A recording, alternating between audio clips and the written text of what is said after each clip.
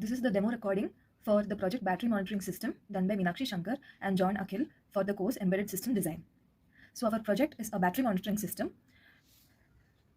and as you can see, this is the setup. So we will be monitoring the voltage across a 11.1 LiPo battery, and the load across it will be a 4 to 12 volt DC motor. The objective of the project is to be able to monitor the SOC via the open terminal voltage of the battery and then actuate a relay to be able to turn on and off a charger that might supply power to the battery. To simulate the same situation, we are just actuating the motor for now via the relay. Now the sensor we are using to measure voltage is INA226 and the microcontroller is STM32. The SOC data that is being collected will be transmitted to a ThingSpeak dashboard via the ESP8266 module. The SOC dashboard shall show the data of SOC for different instances of time.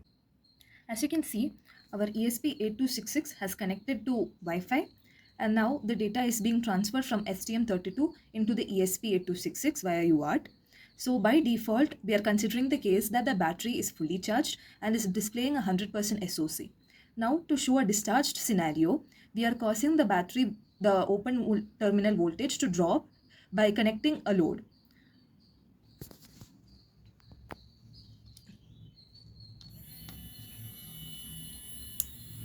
We can see that as soon as the load has been connected, the SOC has dropped from 100% to about 12%. This is because of the drop in voltage. We also saw the relay turn on. The turn on of the relay is what actuates the turning on of a charger that shall be powering up the battery. To simulate, the same has been done using a relay. Now once we remove the load, it goes back into 100% SOC and the relay has been turned off. We can view all these variations in SOC once the ESP8266 transmits all these data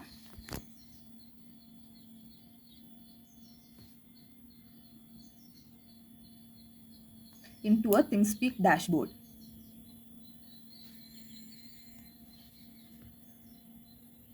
So we see that it has been 100%, but then when we connected a load, it went to 9, 10, etc. as we just observed in the serial monitor of the ESP8266. Further, what we were able to observe is that when we connected to a battery that was of low voltage and has been used frequently, the discharge of the battery was very fast when we connected it with a load. But then when we were using a newly brought lithium phosphate oxide, that is LiPo battery, then the discharge was rather slow and it was taking much time. These two plots are indicative of the state of health of the two batteries. The newly bought LiPo battery was discharging very slowly from 100% to 80%, whereas the deep discharged battery was discharging too fast when it was connected to the load again. Therefore, it shows that the project can be used to identify the health of the battery. Thank you.